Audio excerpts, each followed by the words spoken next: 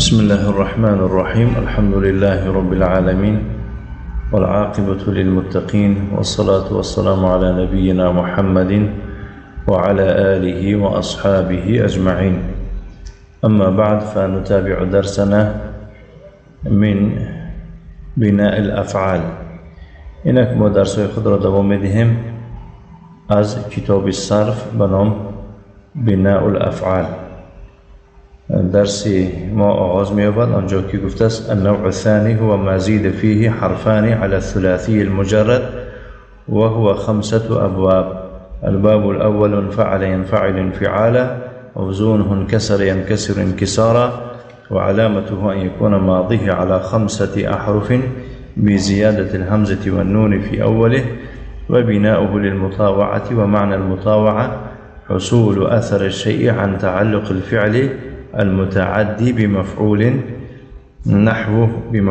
نحو كسرت الزجاج فانكسر ذلك الزجاج، فإن انكسار الزجاج أثر حصل عن تعلق الكسر الذي هو الفعل المتعدي. خلاصة النوع دویم یعنی اساساً ما صحبت در مورد 12 باب میرد که علاوه بر 3 حرف اصلی با از 1 حرف تا 2 حرف تا 3 حرف علاوه می شود و همین 12 باب 3 نوع تقسیم می شد. نوع اول در او 1 حرف علاوه می شد، در تحت این 3 باب داخل می شد. اکنون نوع دوم می بود که هو ما زید فیه حرفان، این چنان نوعی است که در او 2 حرف علاوه کرده شده است علی الثلاثی المجرد، در برابر 3 حرف اصلی. و هو 5 ابواب، تحت این نوع یعنی 5 باب داخل می شود. باب یکم انفعل ینفعل انفعالا می بود است و فعلی که هم وزن این می باشد انکسر ینکسر انکسارا. و علامت این باب از آن عبارت است که فعل ماضی را بینید عبارت از 5 حرف می باشد با علاوه کردن همزه و نون در اولی همین کلمه، و بنای این برای مطاوعه می باشد. برای چی؟ برای مطاوعه. و معنای مطاوعت روی دادن تأثیر چیزه از وابستگی فعلی متعدی، یعنی که همون یک چیز روی میدهد همون چیزی روی دادگی وابسته از یک فعل می باشد که اون فعل در اصل چی بود؟ متعدی بود که تأثیر او به مفعولش گذشتگی است. برای مثال کسرت الزجاجه، گوش کنید از که کسرت الزجاجه، انا همین فعل کسرتو فعلی هست که فعل متعدی میگن. فعل متعدی فعل رو میگن که تأثیر او از فاعل به مفعول به میگذرد. مثل بود کسرتو، کسر فعل میشد و تو فاعل میشود، از زجاجه مفعول به میشد. من شیشه را شکستم، تأثیر شکستم به شیشه گذشت یا نگذشت؟ فهمیدید؟ اکنون این باب اگر ما همین کسره را به باب انفعال بیاریم فانکسر میشود. فانکسر ذلك الزجاج، بس انا همون شیشه شکسته شد. همون شیشه چی شد؟ شکسته شد. اگر خواهید گوید که همون شیشه شکسته شد، شما این کسره میگوید. اگر کسره گوید یگان کس شیشه را شکست میشود. خواهید که فقط خودی شیشه شکسته شد گفتن خبر دهید، این کسرش میکنید. اکنون میفرماید که فإن انکسار الزجاج اثر، انا همین شکستنی که شکسته شدن شیشه شکسته شد که این یک اثر است که حصل عن تعلق الکسر، این شکستنی روی دادگی است از وابستگی کسر، یعنی شکستن. کدام کسی وی شکسته ای که وی شکسته شده است. فهمیدید؟ یعنی مثلا یک مثال دیگه تو میگم. خب هم حاضر دوام بگم الذي هو الفعل المتعدی، کدام چیز است که پشتی او شیشه شکسته شده است. میگوید که هو الفعل المتعدی، پشتی همون فعلی مفعول طلب. مثلا یک کس میگوید که فتحت الباب، من در را گشودم. من چیکار کردم؟ در را گشودم. همه میدانند که در خود از خود کشاده نمی شود. خب چیزی بیجانه هم خلاص، یا او را من می کشایم یا یک کسی دیگر می کشاید یا شمال اقلا می کشادش.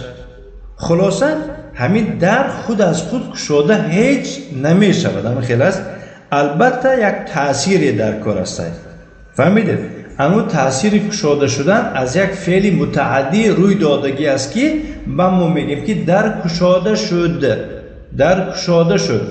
اکنون چیکار کردن در کار؟ چه خیلی گفتن در کار که در کشاده شد. انفتح الباب، فتحنه و انفتح الباب، در کشاده شد. خب اکنون یک کس میپرسد که شما گفتید که انفتح الباب، این چی فعل است؟ میگید که این یک فعل هست که فقط فاعل قطعی معناش تمام میشود، ولی خود از خود همون فاعل روی دادگی نیست. در کشاده شد، در کشاده شد.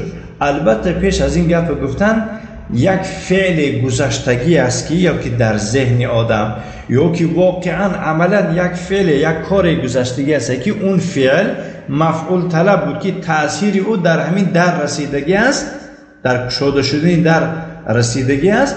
بعد ما خبر میتیم درباره خودی در، مثلا میگم که فتحت الباب، من در را کشادم. وقتی که من فتحت گفتم، فتح فعل میشد و تو فاعل میشود، یعنی انجام دادگی کس من میباشم.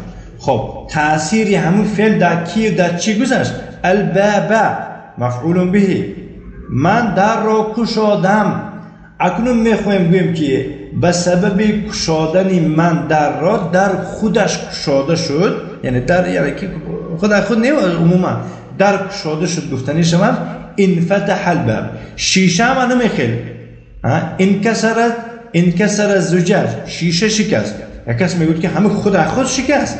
هیچ ممکن نیست که همون خود شیشه ایستادش که البته یا در خونگی شکسته یا در گرمی شکسته یا سنگ او را زده شکسته یا یک کس شکسته. خلاصه یک حادثه، یک فعل روی دادگی است که تأثیر او فعل در او گذشتگی است. بعد ما حق داریم بگیم که انکسر الزجاج، شیشه شکسته شد. انا مقف هموندن میتونم، اول زیادش مغز سر گرنگ میشود. خب الباب الثاني باب دوم افتعل يفتعل افتعالا. فهمت؟ افتعل يفتعل افتعالا، موزونه اجتمع يجتمع اجتماعا، يعني فعل هایی که در همین وزن میفرن از جمله اجتمع يجتمع اجتماع، جمع شدن.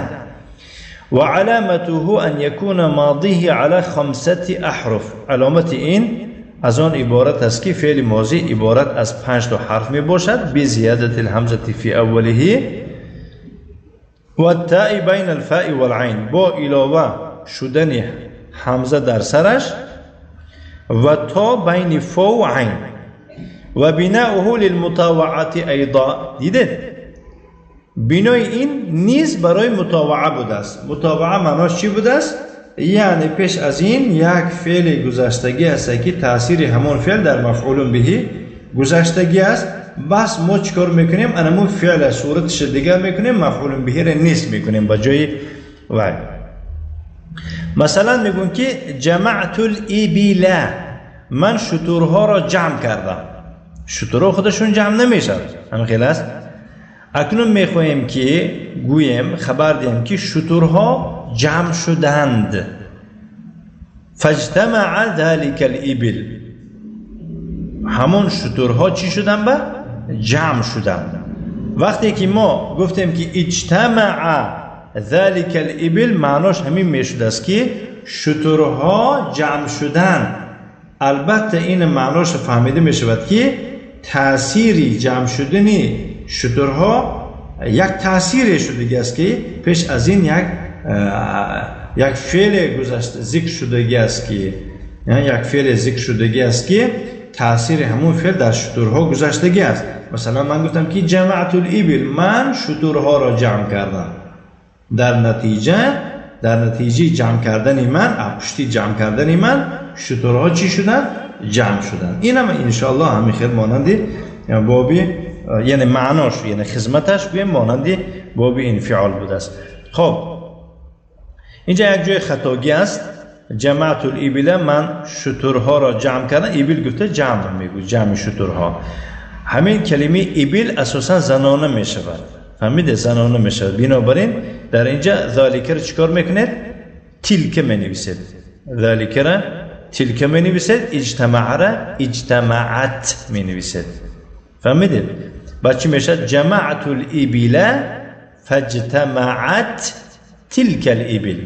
فهمیدید؟ درستش چی خیلی میشه؟ فاجتمعت تلك الإبل. من شترها را جمع کردم، بس در نتیجه شترها جمع شدند. خیال میکنم که کفایت میکنند. و صلی الله وسلم علی نبینا محمد و علی آله و اصحابه وسلم تسلیما مزيدا، وجزاكم الله خيرا وبارك الله فيكم.